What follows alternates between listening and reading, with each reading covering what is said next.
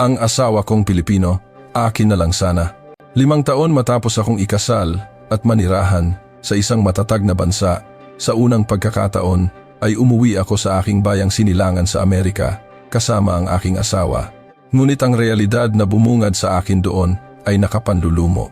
Sa aming bayan, lantaran akong nakakakita ng mga babaeng hindi ko kilala na lumalapit sa aking asawa.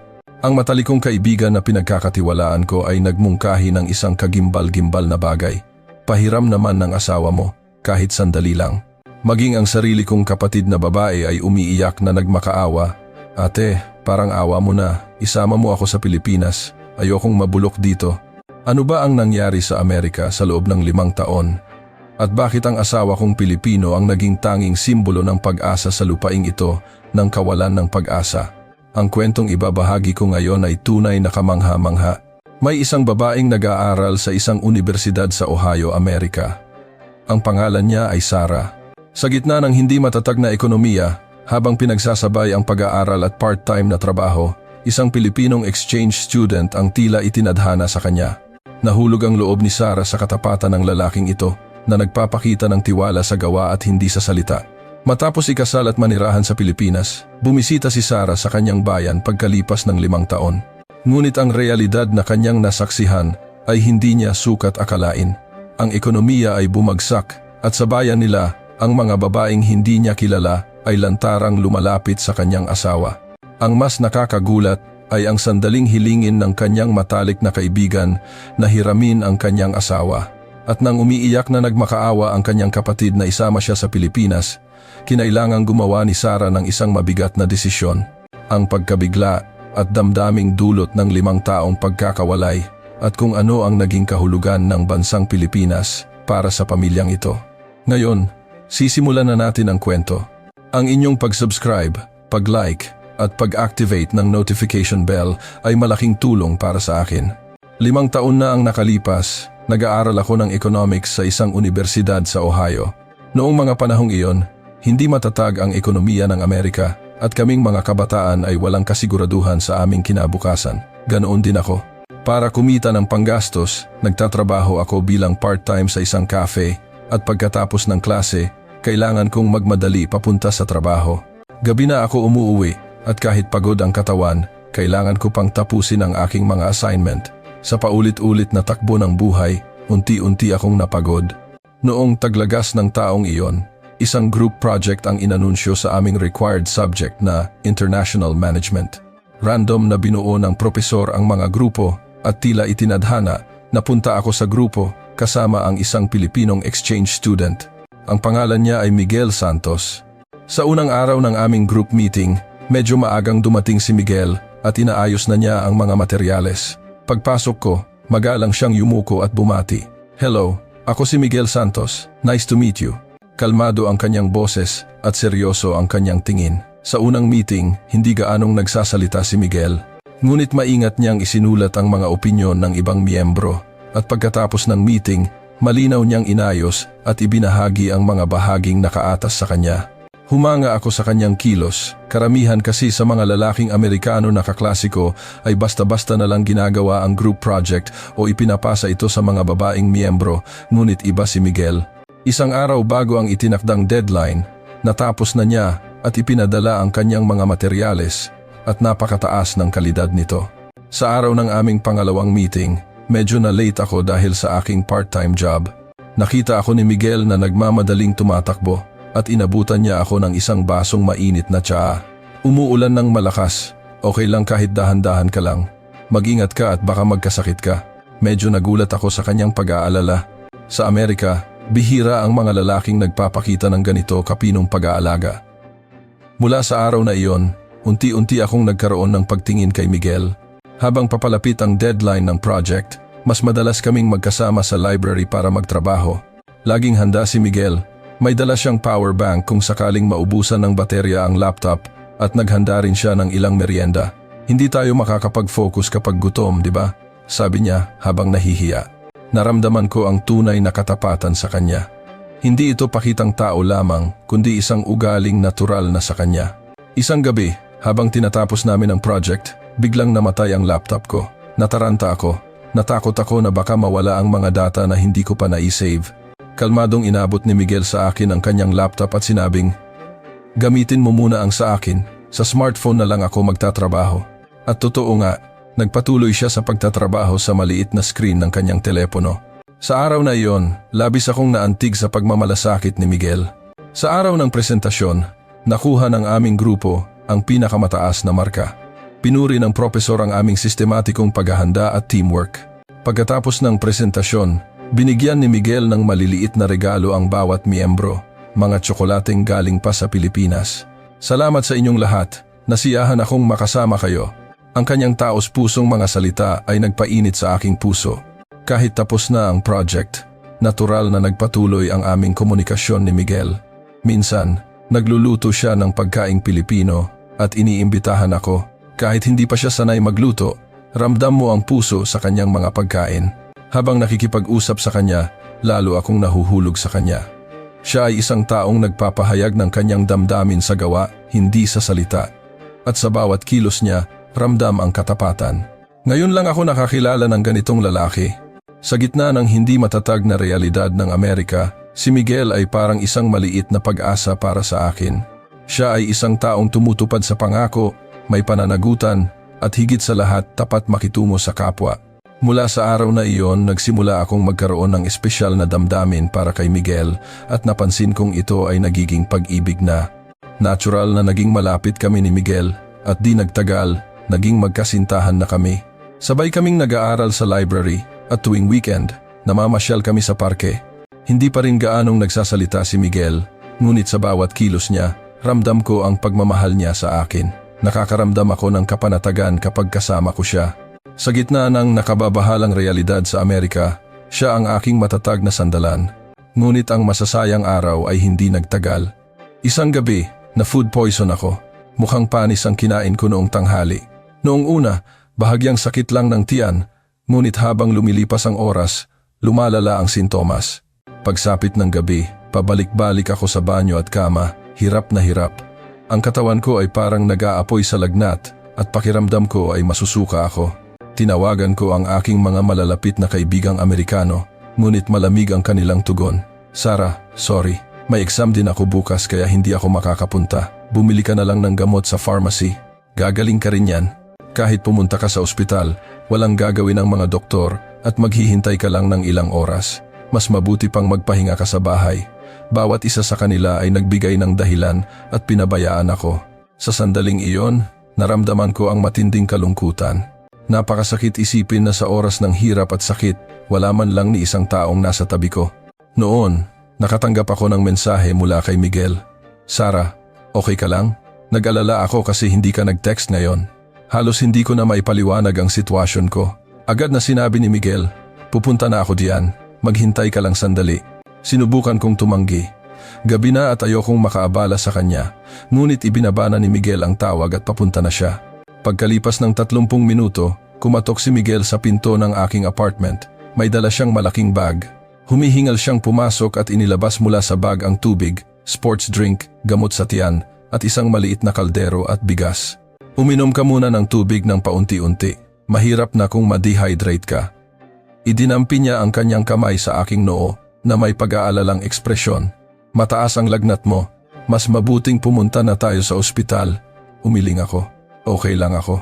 Dito sa amin, kahit pumunta ka sa ospital, maghihintay ka ng ilang oras at hindi ka rin naman aasikasuhing mabuti ng mga doktor. Kulang din sa gamot. Nag-isip sandali si Miguel at sinabing, "Kung ganoon, babantayan kita hanggang umaga. Kapag lumala ang sintomas mo, agad tayong pupunta sa ospital." At totoo nga, buong gabi niya akong inalagaan. Nagpakulo si Miguel ng tubig sa maliit na kaldero, naglagay ng bigas at nagsimulang magluto ng lugaw. Sa maliit na kusina ng aking apartment, kahit hindi sanay, hinalo niya ang lugaw. Sa Pilipinas, kumakain kami ng lugaw kapag may sakit. Madaling tunawin at nagbibigay ng lakas. Pagkalipas ng halos isang oras, kumalat ang mabangong amoy sa buong kwarto.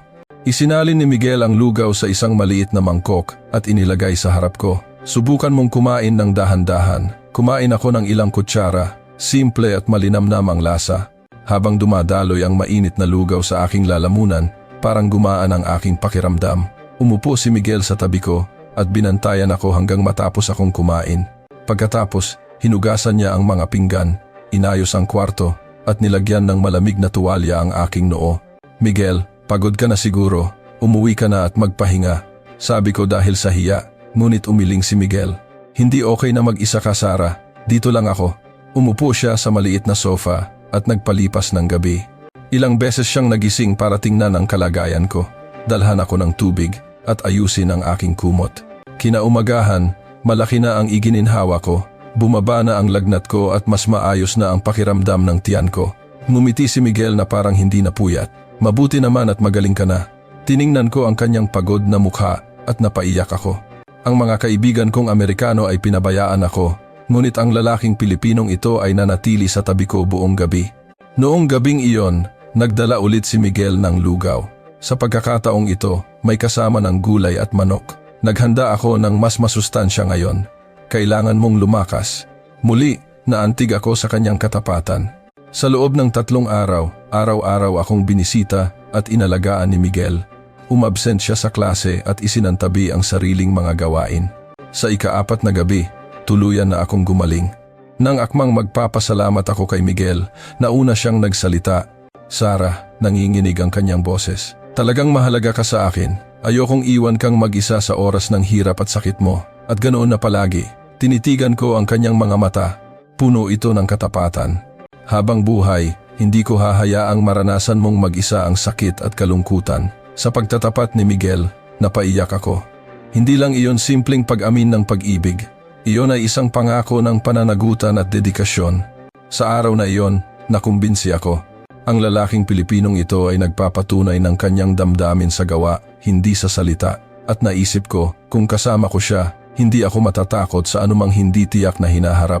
Si Miguel ang naging mainit na pag-asa na natagpuan ko sa gitna ng malupit na realidad ng Amerika. Mas lalo kaming naging malapit ni Miguel. Pinalago namin ang aming pag-ibig habang nilalampasan ang mga pagkakaiba sa kultura. Masigasig na nag-aral ng Ingles si Miguel at sinimulan ko namang mag-aral ng Filipino. Iginagalang at sinisikap naming unawain ang kultura ng isa't isa. Magkasama kaming nagluluto ng pagkaing Pilipino at ipinagdiriwang ang mga tradisyonal na pista sa Amerika. Ngunit mabilis na lumipas ang masasayang araw. Hindi ko namalayan, papalapit na ang pagtatapos ng exchange program ko. Sa tuwing naiisip ko iyon, naninikip ang aking dibdib. Ano ang mangyayari sa aming relasyon kapag bumalik na ako sa Amerika? Kakayanin ba namin ang long-distance relationship o maghihiwalay na lang kami? Puno ng pangamba ang aking isipan. Isang gabi ng taglamig, niyaya ako ni Miguel sa isang cafe. Medyo mas kinakabahan ang kanyang itsura kaysa dati. Umupo kami sa tabi ng bintana. Sa labas, dahan-dahang bumabagsak ang niebe. Sandaling nanahimik si Miguel bago dahan-dahang nagsalita. Sarah, kailangan ko nang bumalik sa Pilipinas sa susunod na buwan. Ang kanyang mga salita ay tila tumusok sa aking puso. Alam ko, at nalulungkot ako kapag naiisip ko iyon, tapat kong sinabi. Hinawakan ni Miguel ang aking kamay. Ganoon din ako. Hindi ko kayang isipin na malayo sa iyo. Medyo nag-atubili siya bago kumuha ng isang maliit na kahon mula sa kanyang bag. Nagsimulang bumilis ang tibok ng puso ko. Sarah, gusto mo bang sumama sa akin sa Pilipinas? Nanginginig ang boses ni Miguel. Gusto kong makasama ka habang buhay. Gusto kong maging sandalan mo at gusto kitang protektahan. Nang buksan niya ang kahon, may laman itong simple ngunit magandang singsing. Ito lang ang kaya kong ihanda sa ngayon. Pasensya na kung hindi ito magara, nahihiya niyang sabi. Napaluha ako. Hindi mahalaga ang presyo ng singsing. Ang mahalaga ay ang katapatan niya sa akin. Miguel, sabi ko sa nanginginig na boses, pero napakalayo ng Pilipinas. Nandoon ang pamilya ko, ang mga kaibigan ko. Tumango si Miguel. Alam kong hindi ito isang madaling desisyon. Pero Sarah, tingnan mo ang sitwasyon ng ekonomiya dito. Pabawas ng pabawas ang trabaho at hindi tiyak ang hinaharap. Sa Pilipinas, magkakaroon ka ng matatag na buhay. Ako ang bahalang mag-alaga sa iyo.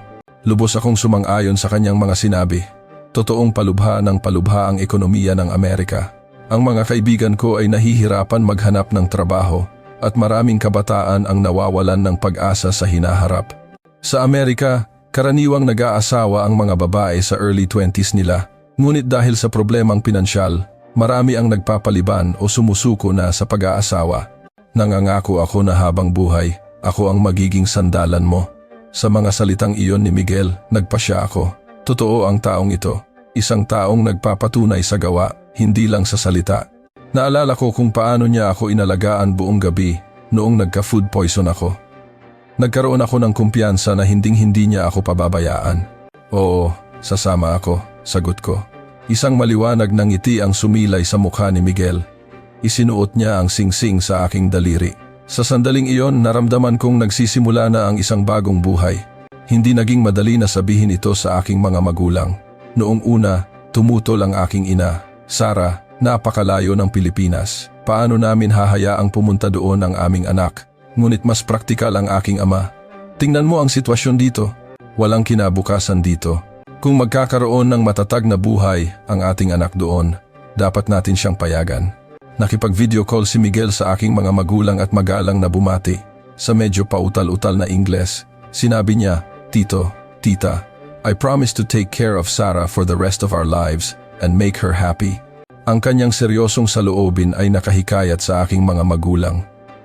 Umiiyak na sinabi ng aking ina, "Pakiusap, alagaan mo ang aming anak.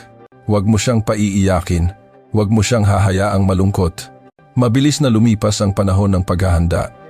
Inasikaso ko ang mga dokumento para sa visa, nag-empake ng mga gamit at nagpaalam sa aking mga kaibigan. Ang mga kaibigan kong Amerikano ay naiinggit, ngunit nag-aalala rin. "Sarah, hindi madali ang buhay sa Pilipinas. Iba ang wika, iba ang kultura, ngunit hindi ako natakot. Pakiramdam ko, kasama si Miguel, malalampasan ko ang anumang pagsubok." Sa araw ng aking pag-alis papuntang airport, hinatid ako ng aking mga magulang at kapatid na si Emily. Walang tigil sa pag-iyak ang aking ina at mahigpit na hinawakan ni Emily ang aking kamay. "Ate, maging masaya ka ha? Sana balang araw, makakilala rin ako ng kasing bait niya." Niyakap ko ng mahigpit si Emily bago sumakay sa eroplano. Nilingon ko ang Amerika. Ito ang lugar kung saan ako isinilang at lumaki. Ngunit ngayon, ito ay isang lugar na puno ng walang kasiguraduhang hinaharap. Hinawakan ni Miguel ang aking kamay. "Okay lang yan, magkasama tayo. Magsisimula tayo ng bagong buhay sa Pilipinas." Tumango ako. Kung magkasama kami, ang bukas ay tiyak na magiging maganda. Iniwan ko ang walang kasiguraduhang Amerika at lumipad patungo sa isang bagong buhay kasama ang isang responsableng lalaking Pilipino. Sa sandaling iyon, nakumpirma kong tama ang aking naging desisyon. Ang buhay sa Pilipinas ay mas maganda pa kaysa sa inaasahan ko. Tulad ng ipinangako ni Miguel, inalagaan niya ako at habang masigasig akong nag-aaral ng Filipino, unti-unti akong nakapag-adjust. Nakakuha ako ng trabaho sa isang kumpanya sa Pilipinas at kaming mag-asawa ay masayang namuhay sa isang maliit ngunit komportableng bahay. Ang kaginhawahan at katatagan sa Pilipinas ay isang bagay na hindi ko man lang maisip sa Amerika. Mabilis na internet, ligtas na mga kalsada at mga convenience store na maliwanag at bukas, hanggang gabi ganap akong nakaangkop sa buhay sa Pilipinas. Ngunit may isang bagay na bumabagabag sa akin. Iyon ay ang aking mga magulang at kapatid na naiwan sa aking bayan. Sa loob ng 5 taon mula nang dumating ako sa Pilipinas, ni minsan ay hindi ako umuwi sa Amerika. Sobrang abala sa trabaho at mahal din ang pamasahe sa eroplano. Tuwing tumatawag ako sa aking mga magulang, tinatanong nila kung kailan ako uuwi. Ngunit kasabay nito, sinasabi rin nilang huwag na akong gumastos at okay lang sila. Mas mahalaga para sa kanila na makapag-ipon ako at magkaroon ng matatag na buhay sa Pilipinas. Minsan, nakakaramdam ako ng guilt, lalo na kapag ang boses ng aking ina ay tila mas pagod kaysa dati, sumasakit ang aking dibdib. Ngunit, kinukumbinsi ko ang aking sarili. Pupunta ako kapag nakaipon na ako ng sapat. Sobrang abala pa ngayon. Ganoon lumipas ang panahon at hindi ko namalayan 5 taon na pala ang nakalipas. Noong nakaraang taglamig, tinawag ako ni Miguel na may seryosong ekspresyon. "Sarah, sa tingin ko, dapat tayong umuwi sa Amerika sa susunod na taon." Medyo nagulat ako. Bakit bigla? Hinawakan ni Miguel ang aking kamay at sinabing, "Kailangan nating makita sina Tito, Tita at si Emily. 5 taon na ang nakalipas. Mahalaga ang pamilya. Pero mahal ang pamasahe at kailangan ko pang mag-leave sa trabaho." Nag-aalangan pa rin ako. Umiling si Miguel. "Huwag mong alalahanin ang pamasahe. Ako na ang bahala. Kakausapin ko rin ang boss mo para makakuha ka ng leave." Sarah, mahalaga ito. Ang responsibilidad sa pamilya ay hindi dapat ipagpaliban. Sa mga salita ni Miguel, nahiya ako. Ginawa kong dahilan ang abalang buhay para ipagpaliban ang aking pamilya. Si Miguel na isang Pilipino ay mas iniisip pa ang aking pamilya kaysa sa akin. Sige, uuwi tayo ngayong tag-araw. Nagpasya ako. Nang tawagan ko ang aking mga magulang, umiyak sa tuwa ang aking ina. Talaga bang uuwi ang anak ko? Emily, uuwi na ang ate mo. Sa boses ng aking ina, naramdaman ko kung gaano niya ako na-miss. Noon ko lang napagtanto kung gaano ako naging makasarili. Pagsapit ng tag-araw, sumakay kami sa eroplanong papuntang Amerika. Naghanda si Miguel ng 2 malalaking maleta. Ang isa ay para sa aming mga gamit at ang isa ay puno ng mga regalo para sa aking mga magulang. Mga produktong galing sa Pilipinas, mga pagkain at damit. Hindi mo na kailangang maghanda ng ganito karami, sabi ko. Ngunit tumawa lang si Miguel at sumagot, gusto kong bigyan sina tito at tita ng magagandang bagay mula sa Pilipinas. Nang lumapag ang eroplano sa airport ng aming bayan, kinabahan ako. 5 taon na akong wala. Paglabas ko ng airport, naramdaman ko ang unang pagkabigla. Ang gusali ng airport ay mukhang mas luma kaysa dati. Tuklap-tuklap na ang pintura at sira-sira na ang mga pasilidad. Nagulat ako. Sa aking mga matang sanay na sa malinis at modernong airport ng Pilipinas, ang lugar na ito ay tila na pag-iwanan na. Sumakay kami ng taxi papunta sa bayan.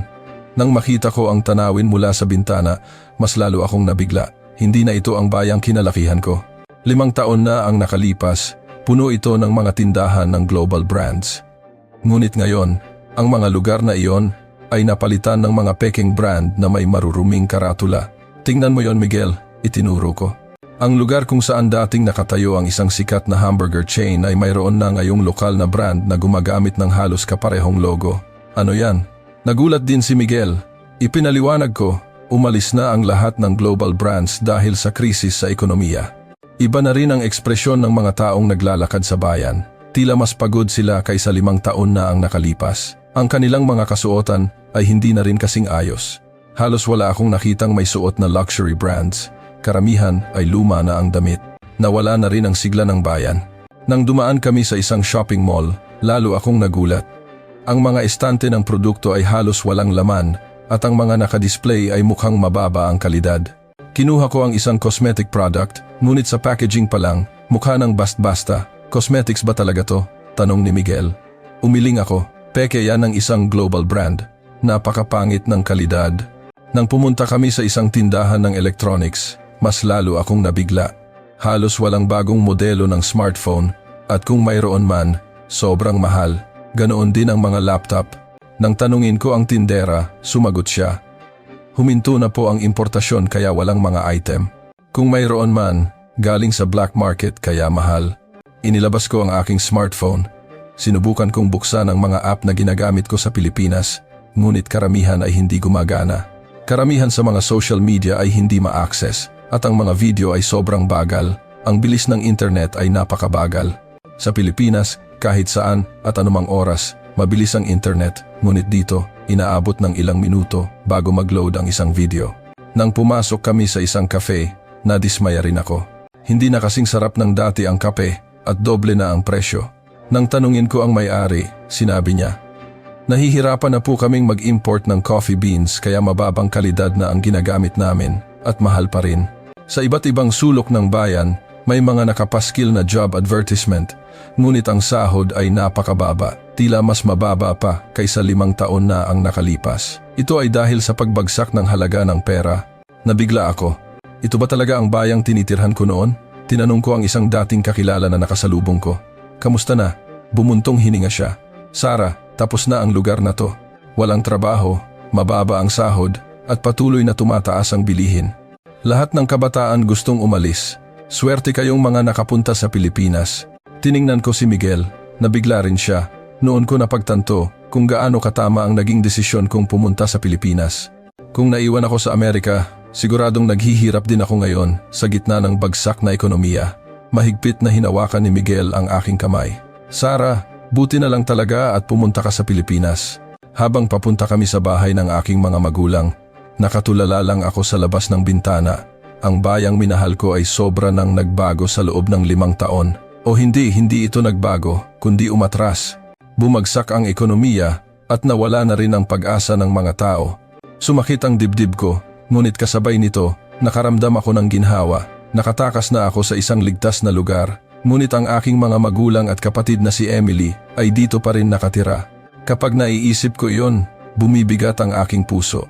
Ang muling pagkikita namin ng aking mga magulang ay puno ng emosyon. Nang makita ako ng aking ina, bigla siyang napaiyak at namula rin ang mga mata ng aking ama. Niyakap ako ng mahigpit ni Emily at sinabing, "Ate, na-miss kita." Magalang na bumati si Miguel sa aking mga magulang at ibinigay ang mga inihanda niyang regalo. Namangha ang aking mga magulang sa mga produktong galing sa Pilipinas. Ilang araw kaming masayang nagsama-sama bilang pamilya. Ngunit sa tuwing lalabas kami, nakakaramdam ako ng kakaibang pakiramdam. Lalo na kapag kasama ko si Miguel, nararamdaman ko ang mga tingin ng mga tao. Noong una, inisip kong dahil lang dayuhan siya. Ngunit iba ang klase ng tingin. Isang hapon, pumunta kami sa palengke. Bumibili kami ng mga kailangan sa bahay. Mas matamlay ang palengke kaysa dati. Tila nabawasan ang mga nagtitinda at mamimili. Namimili ako ng gulay habang si Miguel naman ay nasa malayo at tumitingin ng prutas. Noon, narinig ko ang bulungan sa likod ko sa Ingles. "Tingnan mo yung lalaki, Asian. Mukhang Pilipino." Sabi nila, sikat daw ang mga lalaking Pilipino ngayon, di ba? Talaga? Puntahan natin. Lumingon ako. Dalawang babaeng Amerikano na nasa late 20s ang sumusulyap kay Miguel. Kinabahan ako. Nagmadali akong magbayad para puntahan si Miguel. Ngunit, sa sandaling iyon, naiihi ako at kinailangan kong umalis sandali. "Miguel, pupunta lang ako sa banyo. Dito ka lang, 5 minuto lang." Tumango si Miguel. "Sige, dahan-dahan ka lang." Inabot ng halos 7 minuto bago ako makabalik. Malayo kasi ang banyo at mahaba ang pila. Nagmadali akong bumalik sa kinaroroonan ni Miguel. Ngunit ang nakita ko ay nakakagulat. Ang dalawang babae kanina ay nakapaligid kay Miguel. Nakangiti sila ng malapad at kinakausap si Miguel. Inilabas ng isang babae ang kanyang smartphone habang ang isa naman ay bahagyang hinahawakan ang braso ni Miguel habang tumatawa. Si Miguel naman ay mukhang hindi komportable at paatras. Mabilis akong lumapit. "May kailangan ba kayo?" Malamig ang aking boses. Lumingon sa akin ang mga babae. Walang hiyang sinabi ng isa, "Asawa mo pala." Binabati lang namin siya kasi nalaman naming Pilipino siya, kasinungalingan. Nakikita ko sa kanyang mga mata ang ibang intensyon. Idinagdag ng isa pa, "Kung Pilipino ka, baka may social media ka? Pwede ba tayong maging magkaibigan? Interesado kasi kami sa kulturang Pilipino." Hawak pa rin niya ang kanyang smartphone. Hinawi ko ang kanyang kamay. Hindi na kailangan. Nagmamadali kami. Kinuha ko si Miguel at umalis kami. Narinig ko silang nagbubulungan sa likod namin, ngunit hindi ko na pinansin. Paglabas namin, tinanong ko si Miguel. Ano ba talaga ang sinabi nila? Mukhang naiilang si Miguel. Tinanong nila noong una kung taga-Pilipinas ako. Nang sabihin kong oo, tinanong nila kung saan ako nakatira sa Pilipinas at kung ano ang trabaho ko. Tapos, hiningi nila ang contact number ko. Kahit tumanggi ako, pilit pa rin nilang kinukuha, kahit social media account lang daw. Nainis ako. Nangyari iyon sa loob lang ng 7 minuto. Noon ko napagtanto. Sa Amerika, ang mga lalaking Pilipino ay naging target. Dahil sa pagbagsak ng ekonomiya at kawalan ng trabaho, ang mga kabataang babae ay naghahanap ng pagkakataong makapunta sa ibang bansa, lalo na sa Pilipinas. At ang mga lalaking Pilipino ay itinuturing na daan para sa pagkakataong iyon. Kinabukasan, may katulad na nangyari.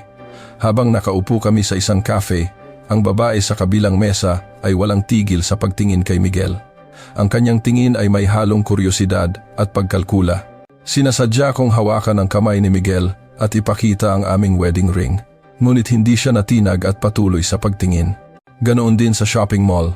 Habang namimili ako ng damit at naghihintay si Miguel sa labas, may isang babaeng lumapit daw at nagtanong ng direksyon. Ngunit ayon kay Miguel, habang nagtatanong ng direksyon, patuloy siyang tinatanong ng mga personal na bagay. Kung saan siya nakatira, kung kasal na ba, at kung kamusta ang buhay sa Pilipinas. Unti-unti akong nabahala.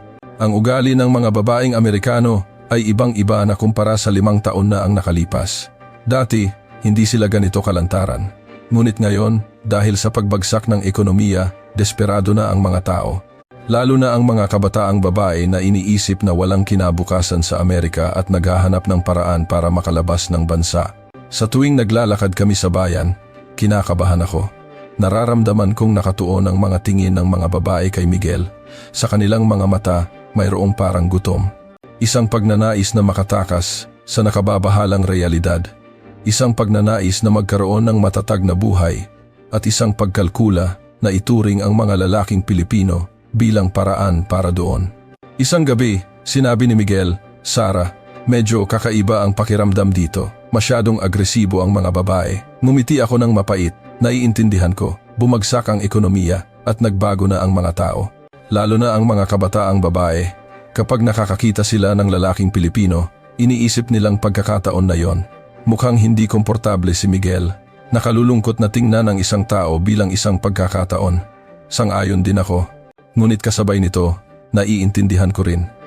Ang mga babae sa Amerika ay nasa desperadong sitwasyon, walang trabaho, bagsak ang ekonomiya at hindi tiyak ang hinaharap. Sa ganitong sitwasyon, kung may pagkakataong makapunta sa matatag na Pilipinas, desperado silang kakapit dito. Ngunit hindi iyon dahilan para lumapit sa asawa ng iba. Nangako ako sa sarili ko na mas poprotektahan ko si Miguel. At kasabay nito, lumaki ang aking pangamba. Sa ganitong kapaligiran, hindi ko alam kung ano pa ang maaaring mangyari. Lalo akong nag-aalala sa pagkikita namin ng aking mga kaibigan. Nalamon na rin kaya sila ng desperadong kapaligirang ito? Hindi nagtagal, malalaman ko ang sagot. Isang linggo matapos naming makarating sa Amerika, nagkaroon ng reunion kasama ang aking mga dating kaibigan. Mga kaklase ko noong kolehiyo na malalapit sa akin. Tuwing linggo, magkakasama kaming dumadalo sa klase at tuwing weekend, nagtitipon kami sa cafe para magkwentuhan. Dahil 5 taon na kaming hindi nagkikita, sabik na sabik ako.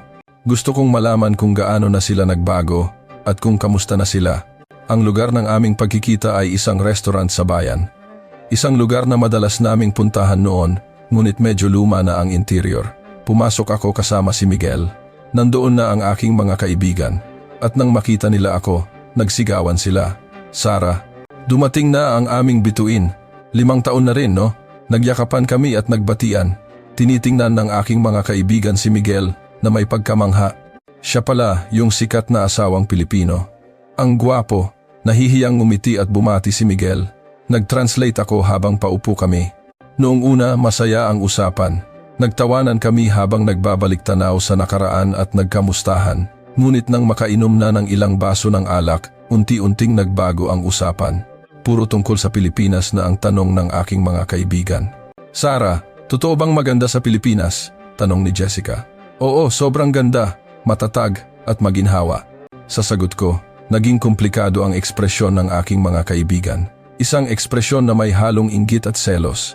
"Magkano ang sahod doon?" tanong naman ng isa pang kaibigan, si Laura.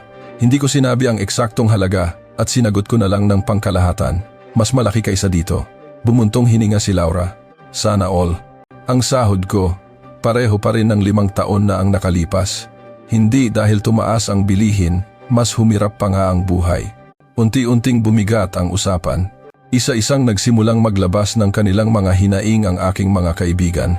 May kaibigang nawalan ng trabaho, may nabawasan ng sahod, may sumuko na sa pag-aasawa. Lahat sila ay nahihirapan sa pinansyal. Noon, biglang tinitigan ni Jessica si Miguel at sinabing, "Mr. Santos, totoo pong magandang bansa ang Pilipinas, no?" Tumango si Miguel. "Opo, matatag at maraming oportunidad." Nagningning ang mga mata ni Jessica. "Paano po ba makapunta sa Pilipinas?" Medyo nagulat ako sa tanong ni Jessica. Ngunit bilang kaibigan, sinagot ko siya. "Kailangan mong kumuha ng work visa, mag-aral doon, o kaya mag-asawa." Tumawa si Jessica. Mukhang pinakamadali ang mag-asawa. Nagsimulang maging kakaiba ang usapan. Ang iba ko pang kaibigan ay nagpakita rin ng interes sa Pilipinas. Kamusta ang mga lalaking Pilipino? Mahirap bang makakilala? Sikat ba ang mga babaeng Amerikano sa Pilipinas? Sunod-sunod ang mga tanong. Naiinis ako, ngunit sinagot ko pa rin sila hanggat kaya ko. Karamihan sa mga lalaking Pilipino ay responsable at family-oriented. Pero mayroon ding pagkakaiba sa kultura at problema sa wika, kaya hindi madali. Tumango ang aking mga kaibigan sa sagot ko, ngunit nanatili ang pagnanasa sa kanilang mga mata. Nang mas marami na kaming nainom, naging mas lantaran ang sitwasyon. Bigla akong hinawakan ni Jessica at sinabing, "Sara, may isa lang akong hihilingin." "Ano yon?" tanong ko habang tumatawa. Seryoso ang mukha ni Jessica. "Pwede mo bang sabihin kay Miguel na isama niya ako sa Pilipinas?" Hindi ako makapaniwala sa narinig ko. Ano? Mahigpit na hinawakan ni Jessica ang aking kamay. Seryoso ako. Wala akong kinabukasan dito. Walang trabaho, walang boyfriend, walang pera. Kung makakapunta ako sa Pilipinas, baka may magawa ako. Wala bang single na katrabaho si Miguel? Nabigla ako. Matalik kong kaibigan si Jessica. Noong kolehiyo, lahat ay pinagsasaluhan namin. Ngayon, ang kaibigan kong iyon ay sinusubukang gamitin ang aking asawa para makapunta sa Pilipinas. Jessica, ano bang sinasabi mo? Naging malamig ang aking boses. Tila hindi napansin ni Jessica at nagpatuloy sa pagsasalita. Alam mo naman kung gaano kasama ang sitwasyon dito, di ba? Tumatanda na ako pero wala pa ring mapapangasawa at walang kinabukasan.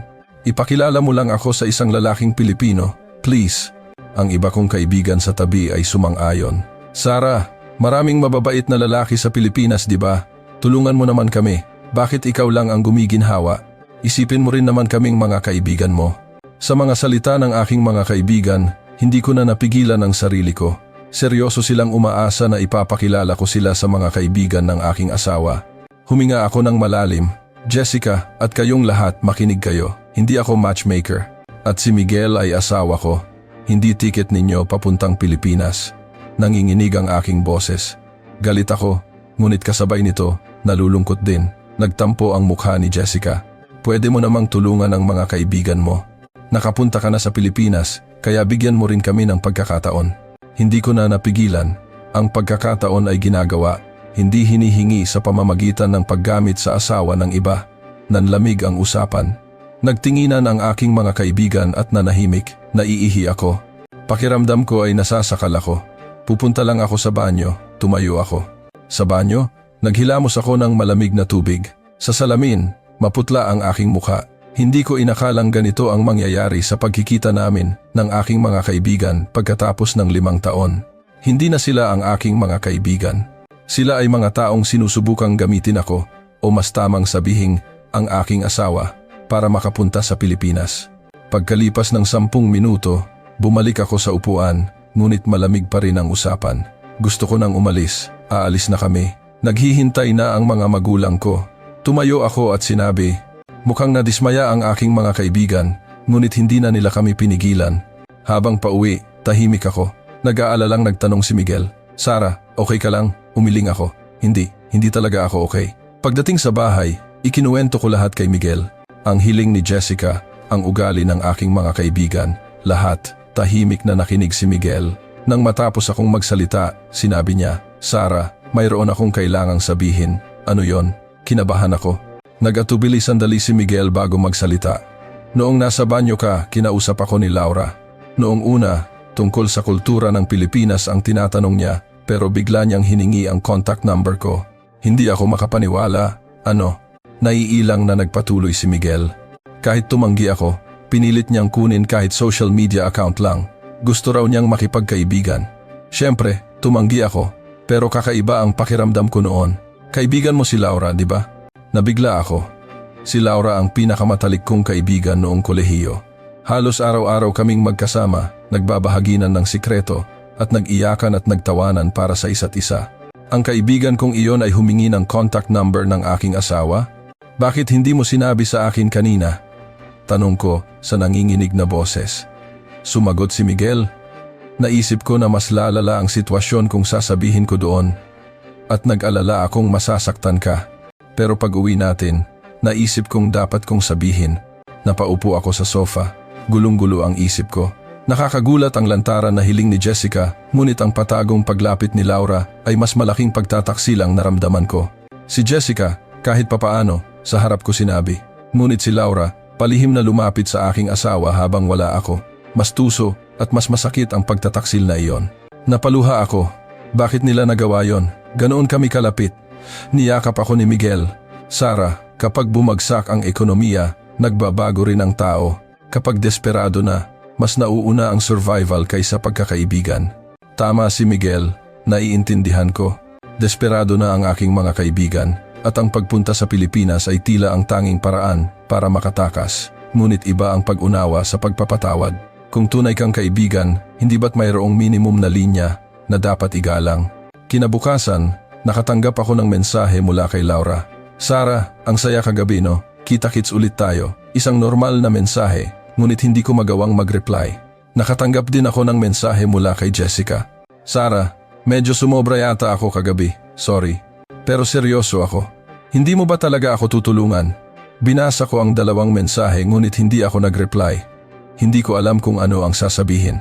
Hindi ako makapaggalit, hindi rin ako makapagpatawad. Nalulungkot at nanlulumo lang ako. Noong gabing iyon, dumalaw ang kapatid kong si Emily. Nakita ni Emily ang aking mukha at nagtanong, "Ate, may problema ba? Ang putla mo." Ikinuwento ko kay Emily ang nangyari kahapon. Nagulat si Emily, ngunit kasabay nito, tila naiintindihan niya. "Ate, ganyan na ang lahat ng tao dito. Sobrang sama na ng ekonomiya, lalo na kaming mga babae sa henerasyon namin, hindi makapag-asawa, walang trabaho, walang kinabukasan. Kaya kapag nakakakita ng dayuhang lalaki, lalo na Pilipino, lumalapit talaga sila. Iniisip nilang matatag, responsable, at mayaman." Sa mga salita ni Emily, muli kong naramdaman ang realidad ng Amerika. Noong umalis ako 5 taon na ang nakalipas, hindi na maganda ang sitwasyon, ngunit ngayon mas malala na. At sa gitna ng kawalan ng pag-asa, unti-unting nawawala ang pagkatao ng mga tao, pagkakaibigan, moralidad, pagkakaiba ng tama at mali, lahat ay gumuho na. Tinitigan ko si Emily. Sa kanyang mga mata, puno rin ng pangamba. "Ate, natatakot din ako. Kung mananatili ako dito, baka maging katulad din ako ng mga kaibigan mo. Desperado at gagawin ang lahat." Nanginginig ang kanyang boses. Noon, nagpasya ako. Hindi ko na problema ang aking mga kaibigan, ngunit kailangan kong protektahan ang aking pamilya. Lalo na si Emily na bata pa. Kailangan ko siyang iligtas bago pa man mawala ang kanyang pagkatao sa gitna ng kawalan ng pag-asa sa Amerika. Noong gabing iyon, mahaba kaming nag-usap ni Miguel. Sa tingin ko, kailangan nating isama si Emily sa Pilipinas. Seryosong tumango si Miguel. Ganoon din ang iniisip ko.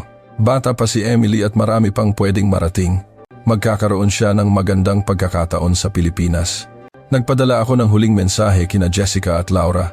Nakakadismaya na ginamit ninyo ang ating pagkakaibigan sa ganitong paraan. Hindi ko kayo matutulungan.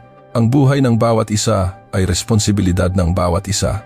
Pagkatapos magpadala ng mensahe, binlock ko ang kanilang mga contact. Ang 5 taong pagkakaibigan ay gumuho sa isang araw, ngunit hindi ako nagsisisi. Kung tunay silang kaibigan, hindi sila gagawa ng ganoon.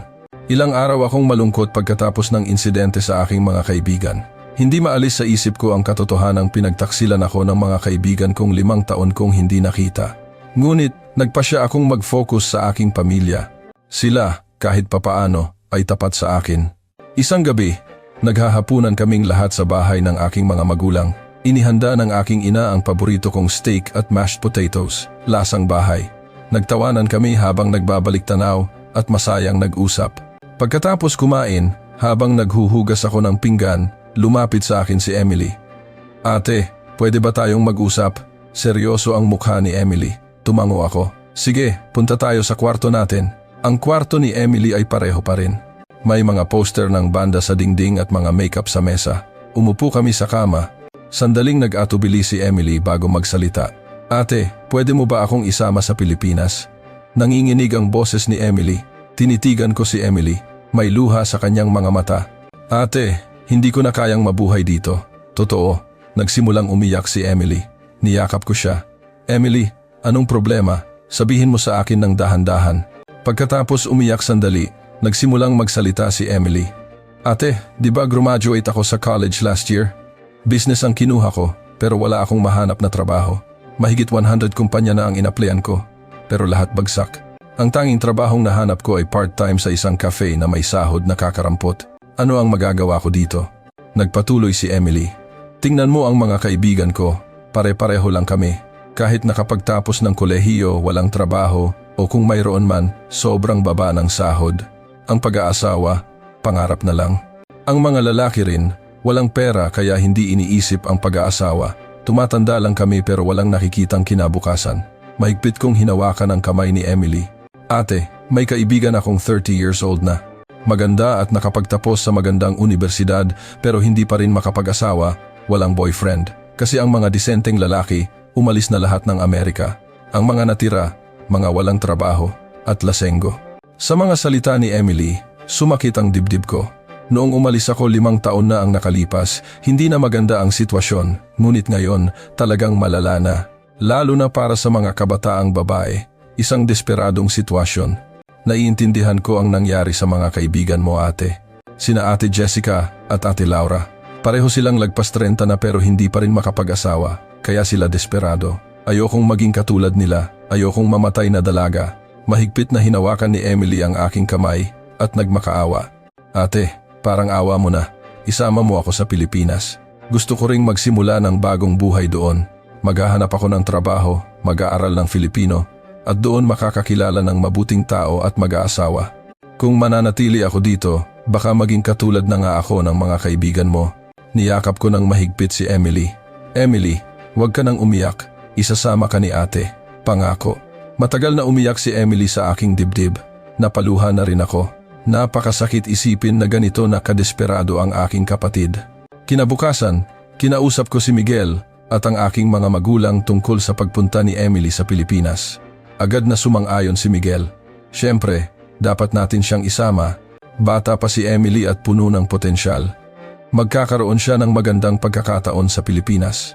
Noong una, nag-atubili ang aking mga magulang. Sinabi ng aking ina, kung aalis din si Emily, paano na kami? Ngunit mas praktikal ang aking ama. Wala namang kinabukasan si Emily dito. Ang kaligayahan ng ating mga anak ay kaligayahan din natin. Payagan na natin siya. Ang desisyon ay nagawa na. Pupunta si Emily sa Pilipinas. Ngunit bago umalis, nagsimulang maghanda si Miguel para sa aking mga magulang. Isang araw, may dinalang malalaking kahon si Miguel. Tito, tita, may konti po akong regalo. Nang buksan ang kahon, isang bagong TV na gawa sa Japan ang lumabas. 55 inches na malaking screen. Nagulat ang aking ama. Ano to? Ipinaliwanag ni Miguel. Latest model po ng TV na dinala ko mula sa Pilipinas. Maganda ang quality ng picture at marami pong features. Install ko na po. Mabilis na in-install ni Miguel ang TV. Nang buksan, lumiwanag ang screen. Sobrang linaw ng picture at namangha ang aking mga magulang. Wow, TV ba to? Parang sinehan, sabi ng aking ina. Mula sa susunod na kahon, isang bagong refrigerator ang lumabas. Isang 2-door, side-by-side refrigerator. Ito po ay refrigerator na gawa rin sa Japan.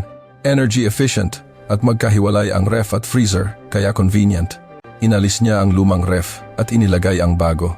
Mula sa isa pang kahon, isang washing machine ang lumabas. Isang drum-type washing machine. Nagulat ang aking ina. Ngayon lang ako nakakita ng ganitong washing machine. Detalyadong ipinaliwanag ni Miguel kung paano gamitin. Pipindutin lang po ang button na ito at kusa na siyang maglalaba. May drying function din po kaya convenient. Sa huli, 2 maliit na kahon ang inilabas ni Miguel. Ito po ay special na regalo. Nang buksan ang kahon, 2 foldable smartphone ang lumabas. Nagtatakang tiningnan ito ng aking mga magulang. Ano to? Tanong ng aking ama. Ipinakita ni Miguel, tiniklop at binuklat niya ang smartphone. Lumaki ang screen at naging parang tablet. Wow! Sabay na sabi ng aking mga magulang. Ito po ang latest technology. Kapag tiniklop, kasya sa bulsa, at kapag binuklat, malaki ang screen para manood ng video o mag-video call. Binigyan ni Miguel ng tig-isa ang aking mga magulang at tinuruan silang gamitin. Ang aking ina ay paulit-ulit na tiniklop at binuklat ang smartphone habang namamangha. May ganito pala. Ganoon din ang aking ama. Ang galing talaga ng teknolohiya. In-install ni Miguel ang video call app sa kanilang mga smartphone. Sa pamamagitan po nito, pwede na ninyong makausap sina Sarah at Emily nang nakikita ang kanilang mga mukha. Malaki rin ang screen kaya malinaw. Napaluha ang aking ina. Salamat Miguel, maraming salamat. Nang matapos ang pag-install ng lahat ng appliances, nagbago ang itsura ng bahay ng aking mga magulang. Ang mga lumang gamit ay napalitan ng mga bago at modernong gawa sa Japan. Naging mas maliwanag ang sala at mas naging convenient ang kusina. Patuloy na namamangha ang aking mga magulang habang nililibot ang bahay na parang bago. Sa hapunan, magalang na sinabi ni Miguel sa aking mga magulang, Tito, tita, ako na po ang bahala kay Emily. Gagawin ko po ang lahat para magkaroon siya ng magandang pagkakataon sa Pilipinas. At huwag po kayong mag-alala, ang pamilya ay hindi pinababayaan sa Pilipinas. Mahigpit na hinawakan ng aking ama ang kamay ni Miguel. Miguel, salamat. Napakaswerte namin na magkaroon ng manugang na tulad mo. Pakiusap, alagaan mo ang aming mga anak. Umiiyak ding sinabi ng aking ina, Miguel, napakabuti mong tao. Ang kaligayahan ng aming mga anak ay dahil lahat sa iyo. Noong gabing iyon, masayang nag-empake si Emily. Ate, totoo na palang pupunta ako sa Pilipinas, parang panaginip. Niyakap ko si Emily. Oo, sabay tayong pupunta. Magsisimula ka ng bagong buhay doon. Tanong ni Emily. Ate, makakakilala kaya ako ng mabait na lalaki doon? Tumawa ako at sumagot. Siyempre, maraming responsableng lalaki tulad ni Miguel doon. Kung magsisikap ka, siguradong may darating na para sa iyo. Bago kami umalis, pinigilan kami ng aking mga magulang at mahabang nag-usap. Sinabi ng aking ina, Sarah, Emily, ang hiling namin ay maging masaya kayo sa Pilipinas. Huwag ninyo kaming alalahanin at mabuhay kayo para sa inyong sarili. Idinagdag ng aking ama, mukhang magandang bansa nga ang Pilipinas dahil may mga taong tulad ni Miguel doon. Noong gabing iyon malalim kong naunawaan, ang Pilipinas ay hindi lang isang bansang matatag sa ekonomiya. Ito ay isang bansang buhay ang pananagutan, dedikasyon at pagnanais na protektahan ang pamilya. Lahat ng ipinakita ni Miguel ay patunay dito at nagpapasalamat ako na tama ang aking naging desisyon at nabigyan ko rin ng pagkakataong ito si Emily. Pagbalik namin sa Pilipinas, naging abala kami. Ang pagtulong kay Emily na makapag-adjust ang aming pangunahing prioridad. Maraming inihanda si Miguel para kay Emily. Una, kumuha siya ng isang maliit na studio unit malapit sa aming bahay para makapamuhay si Emily ng mag-isa ngunit malapit pa rin sa amin. Emily, ito na ang bahay mo, sabi ko habang binubuksan ang pinto. Lumingalinga si Emily sa loob at namangha. Ate, ang ganda at ang linis dito. Mas maganda pa kaysa sa tinitirhan ko sa Amerika. Maliit lang ang unit, ngunit malinis at kumpleto sa gamit. In-enroll ni Miguel si Emily sa isang language school. Emily, kung maninirahan ka sa Pilipinas, pinakamahalaga ang wikang Filipino. Mag-aral kang mabuti. Tumango si Emily. Salamat po, Kuya Miguel. Magsisikap po ako. Tunay ngang nagsikap si Emily. Araw-araw, maaga siyang gumigising para pumasok sa language school. At sa hapon, nakikipagkita siya sa akin para mag-practice ng Filipino. Sa gabi, nanonood siya ng mga teleserye para mag-practice ng listening. Pagkalipas ng 3 buwan, nakakapagsalita na si Emily ng basic Filipino. Ate, kaya ko nang umorder sa convenience store gamit ang Filipino, masayang sabi ni Emily. Proud ako sa kanya. Ang kapatid kong nawawalan ng pag-asa sa Amerika ay nakahanap ng bagong pag-asa sa Pilipinas. Nang humusay na ang kanyang Filipino, ipinasok ni Miguel si Emily bilang part-timer sa isang coffee shop. Magsimula ka muna sa simpleng trabaho. Habang nagtatrabaho, matututunan mo ang kultura ng Pilipinas at mas huhusay ka sa Filipino. Nagsimulang magtrabaho si Emily sa cafe at habang nakikipag-usap sa mga customer, mabilis siyang naka-adjust. Pagkalipas ng 6 na buwan, sinabi sa akin ni Miguel, Sarah, medyo nakapag-adjust na si Emily at humusay na sa Filipino. Paano kung ipakilala natin siya sa isang mabuting tao? Nagulat ako. Agad, tumawa si Miguel. May mabuti akong kasamahan sa trabaho. Masipag at mabait. Naisip ko lang na baka pwede silang magkakilala. Nagalangan ako. Baka hindi pa handa si Emily. Ngunit nang tanungin ko si Emily, nagulat ako sa kanyang sagot. Ate, okay lang ako. Gusto ko siyang makilala. Kung si Kuya Miguel ang magpapakilala, tiyak na mapagkakatiwalaan. Ang ipinakilala ni Miguel ay si Paulo Reyes, isang 28 taong gulang na empleyado. Naghapunan kaming 4. Maganda ang unang impresyon kay Paulo. Magalang siyang bumati at maalaga kay Emily. Emily, narinig kong galing ka sa Amerika. Hindi ba mahirap mag-adjust sa buhay dito? Nag-aalalang tanong ni Paulo. Sumagot si Emily sa pautal-utal na Filipino. Noong una, mahirap po. Pero dahil tinulungan ako ni na ate at Kuya Miguel, okay na po ngayon. Matiyagang pinakinggan ni Paulo ang pautal-utal na Filipino ni Emily. Kapag natitigilan si Emily, hinihintay niya ito. At kapag may salitang hindi maintindihan, ipinapaliwanag niya ito sa mas madaling salita. Nagustuhan ko ang ugali ni Paulo. Pagkatapos kumain, tinanong ko si Miguel, Paulo, kamusta siya? Mapagkakatiwalaan ba? Buong kumpiyansang sumagot si Miguel. 3 taon ko na siyang kasama sa trabaho. Masipag at responsable, hindi naninigarilyo o umiinom, at mahalaga sa kanya ang pamilya. Mukhang nagustuhan din ni Emily si Paulo. Ate, mukhang mabait si Paulo. Ang bait niya sa akin. Hinawakan ko ang kamay ni Emily. Sige, dahan-dahan ninyong kilalanin ang isa't isa. Hindi kailangang magmadali. Pagkatapos noon, madalas nang magkita sina Emily at Paulo. Ipinasyal ni Paulo si Emily sa Pilipinas, mga sikat na lugar sa Maynila, masasarap na restaurant, magagandang cafe. Tuwing magkikita sila, masayang tumatawag sa akin si Emily. Ate, dinala ako ni Paolo sa Tagaytay ngayon. Ang ganda ng tanawin. Ate, ipinasyal ako ni Paolo sa Intramuros. Ang saya. Tinuruan din ni Paolo si Emily ng Filipino. Magkasama silang nag-aaral sa cafe at kapag may salitang hindi alam si Emily, mabait niya itong ipinapaliwanag. Mabilis na humusay ang Filipino ni Emily. Pagkalipas ng 1 taon, nilapitan ni Miguel si Paolo. Paolo, gusto ko sanang formal na ligawan si Emily. Okay lang po ba kuya? Buong pusong sumang-ayon si Miguel. Alam kong tapat ang intensyon mo kay Emily at mukhang gusto ka rin niya. Formal na niligawan ni Paolo si Emily. Masayang tinanggap ito ni Emily. Noong araw na iyon tumawag sa akin si Emily. Ate, sinagot ko na si Paolo. Sobrang saya ko. Naramdaman ko ang tunay na kaligayahan sa boses ni Emily. Naging maganda ang relasyon ni na Emily at Paolo. Iginagalang at inaalagaan nila ang isa't isa. Sinikap ni Paolo na unawain ang kulturang Amerikano ni Emily at nagsikap si Emily na mag-adjust sa kulturang Pilipino. Bagay na bagay sila. Samantala, patuloy ang mga tawag mula sa Amerika. Si Jessica, kahit pinutol ko na ang ugnayan, ay nagpapadala pa rin ng mensahe sa pamamagitan ng ibang kaibigan. Sarah, tulungan mo naman kami. Ipakilala mo lang kami sa isang lalaking Pilipino. Ngunit lahat ay binaliwala ko, hindi sila tunay na kaibigan. Sa halip, ibang mga kaibigan mula sa Amerika ang tumatawag. Mga kaibigan noong kolehiyo na hindi ko gaanong ka-close. Interesado rin sila sa Pilipinas, ngunit naging maingat ako. Hindi madali ang buhay sa Pilipinas. Kailangang mag-aral ng wika, iba ang kultura, kailangan ng determinasyon, tapat kong sinabi. Isang araw, tumawag ang aking mga magulang sa video call mula sa foldable smartphone na regalo ni Miguel.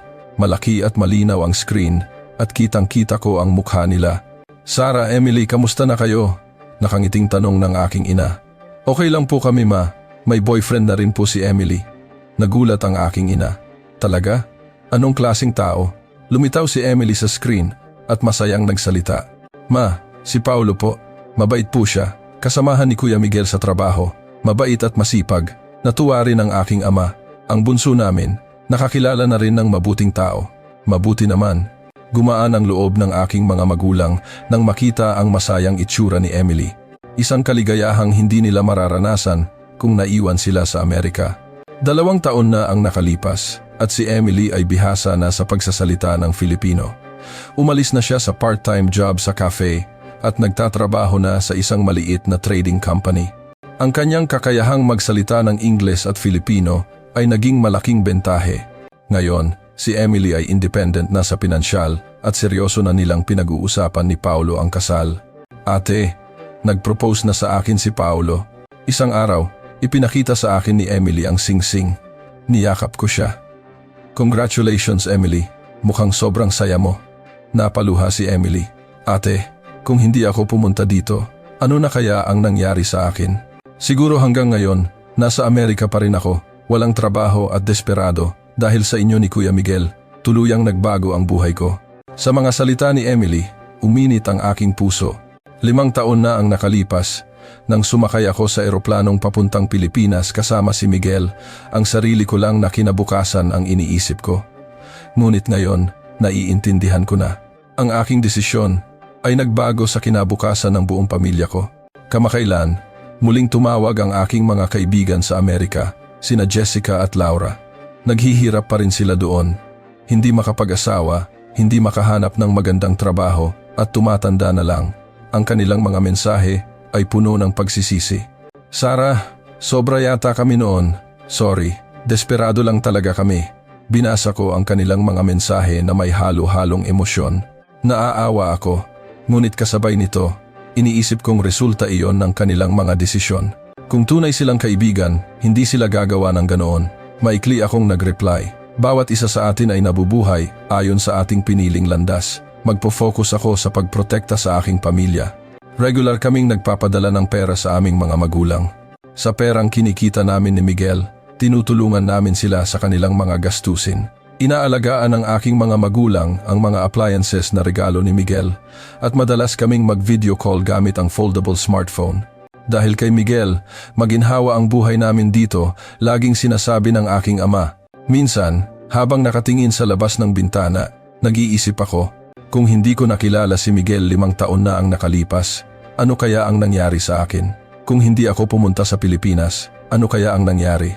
Marahil hanggang ngayon, nasa Amerika ako, tumatanggap ng mababang sahod at nag-aalala sa hindi tiyak na hinaharap. Ganoon din siguro si Emily, ngunit ngayon, ligtas kami. Sa isang matatag na bansang tulad ng Pilipinas, kasama ang mga responsableng asawa. Nakakapagplano kami para sa hinaharap at nakakapangarap kami. Isang buhay na hindi namin sukat akalain sa Amerika.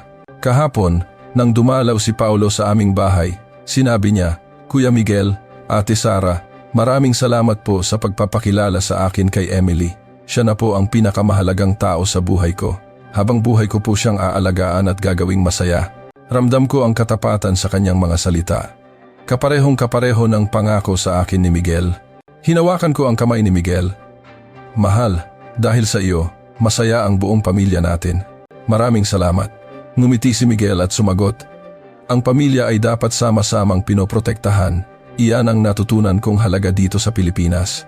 Sa sandaling ito, sigurado ako, ang pagsakay ko sa eroplanong papuntang Pilipinas, 5 taon na ang nakalipas, ay ang pinakamagandang desisyon sa aking buhay.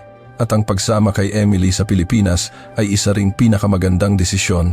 Mula sa desperadong realidad ng Amerika, sa pinakaligtas at tiyak na lugar na ito, ang Pilipinas, masaya kaming namumuhay kasama ang aming mga mahal sa buhay.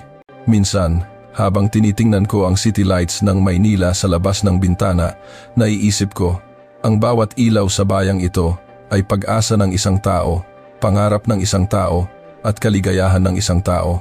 At lubos akong nagpapasalamat na ang isa sa mga ilaw na iyon ay pag-aari ko at ng aking pamilya.